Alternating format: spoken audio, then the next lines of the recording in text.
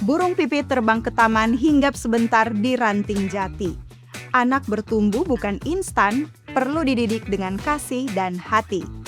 Mengapa ada anak yang sedikit-sedikit menangis dan mudah sekali tersinggung? Bagaimana sikap orang tua dalam mendidiknya? Kita akan membahasnya di sini dalam program Kapas. Keluarga Allah pasti akan ke surga.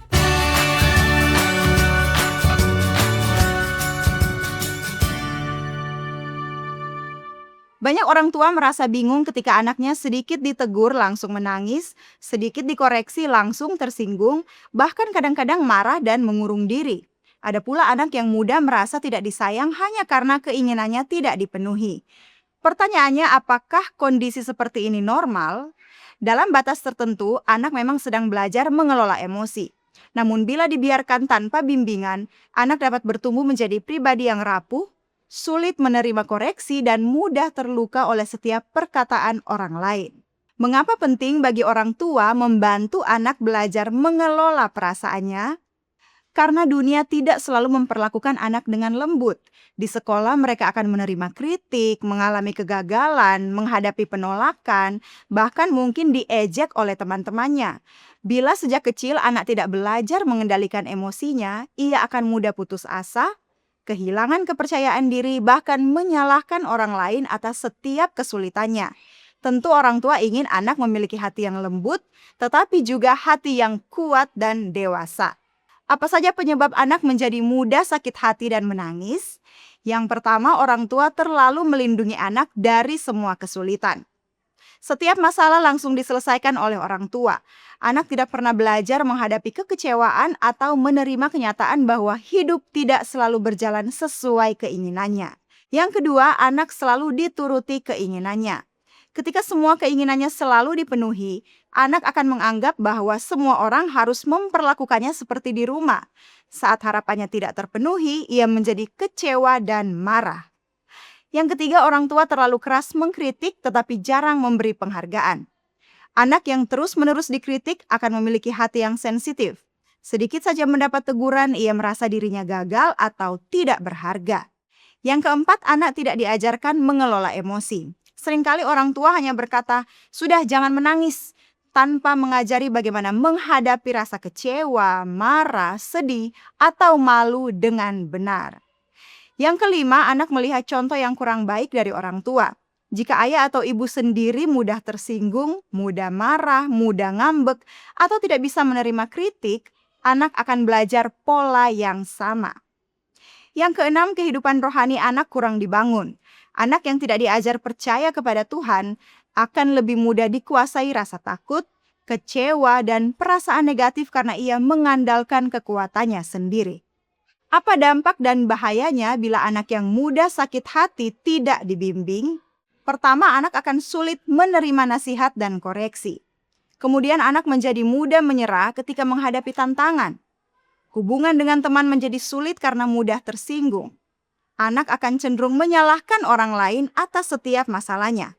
Kemudian ketika dewasa, ia akan sulit bekerja sama, sulit membangun rumah tangga, bahkan mudah mengalami konflik karena tidak tahan terhadap kritik. Lebih berbahaya lagi, anak bisa bertumbuh menjadi pribadi yang lebih mencintai kenyamanan daripada kebenaran. Padahal firman Tuhan seringkali menegur kita supaya berubah menjadi lebih baik. Jadi orang tua harus waspada bila melihat tanda-tanda ini. Anak menangis setiap kali keinginannya tidak dipenuhi. Mudah tersinggung ketika diberi nasihat, tidak mau mengaku salah, selalu merasa dirinya korban, sulit meminta maaf, mudah marah ketika kalah bermain, tidak mau bertanggung jawab atas kesalahannya, selalu ingin dipuji dan tidak tahan dikritik. Bila gejala-gejala ini terus dibiarkan, anak akan kesulitan menghadapi kehidupan nyata ketika dewasa. Nah, apa sikap yang benar dan solusi bagi orang tua? Yang pertama, ajarkan anak bahwa semua orang pernah kecewa. Jelaskan bahwa kecewa adalah bagian dari kehidupan dan Tuhan akan menolong kita menghadapinya. Yang kedua, jangan terburu-buru menuruti semua keinginannya. Kadang-kadang jawaban tidak justru menjadi pelajaran terbaik agar anak belajar sabar dan mengendalikan diri. Yang ketiga, ajarkan anak menerima koreksi. Saat menegur, lakukan dengan kasih, bukan dengan kemarahan. Jelaskan bahwa dikoreksi bukan berarti tidak disayang, tetapi karena ingin menjadi lebih baik. Yang keempat, latih anak menyelesaikan masalahnya. Jangan selalu menjadi penyelamat, dampingi, tetapi biarkan anak belajar meminta maaf, berdamai, dan bertanggung jawab. Yang kelima, berikan teladan dalam mengelola emosi. Jika orang tua mampu meminta maaf ketika salah, mengendalikan kemarahan, dan menerima kritik dengan rendah hati, anak akan belajar melalui teladan. Yang keenam, bangun kehidupan rohani anak. Ajak anak berdoa ketika sedih, membaca firman Tuhan, dan percaya bahwa Tuhan sanggup menguatkan hatinya. Anak perlu belajar bahwa kekuatan sejati datang dari Tuhan, bukan dari perasaan. Alkitab mengajarkan dalam Efesus 4 ayat 2, hendaklah kamu selalu rendah hati, lemah lembut dan sabar. Tunjukkanlah kasihmu dalam hal saling membantu. Anak perlu belajar bahwa menjadi kuat bukan berarti tidak pernah menangis, tetapi mampu bangkit kembali setelah menangis dan belajar mempercayai Tuhan. Pena inspirasi dalam buku The Adventist Home katakan, orang tua hendaknya mengajar anak-anak mereka untuk mengendalikan diri sendiri dan tidak dikuasai oleh perasaan yang berubah-ubah.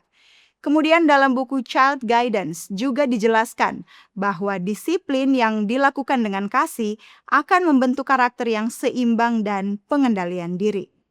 Artinya tujuan pendidikan bukan sekadar membuat anak merasa bahagia, tetapi membentuk karakter yang siap menghadapi kehidupan. Sebagai kesimpulan, anak yang mudah sakit hati bukan untuk dimarahi atau dimanjakan, tetapi dibimbing dengan kasih dan hikmat. Orang tua perlu mengajarkan pengendalian diri, ketahanan menghadapi kekecewaan, serta iman kepada Tuhan. Prinsipnya adalah jangan mendidik anak supaya hidupnya selalu mudah, tetapi didiklah dia supaya mampu menghadapi hidup yang tidak mudah. Jangan hanya melindungi perasaan anak, tetapi bentuklah karakternya. Anak yang mengenal Kristus akan belajar memiliki hati yang lembut, tetapi juga iman yang kuat menghadapi setiap tantangan. Tuhan kiranya memberikan hikmat kepada setiap orang tua untuk membesarkan anak-anak yang tidak hanya cerdas, tetapi juga tangguh, dewasa, dan berkarakter seperti Kristus. Tuhan Yesus memberkati. Demikianlah pembahasan kita kali ini. Bila sahabat Kapas merasa diberkati, jangan lupa like, komentar, dan bagikan tayangan ini agar semakin banyak orang tua diberkati dan mampu membangun generasi yang berkarakter Kristus. Tuhan Yesus memberkati dan salam Kapas.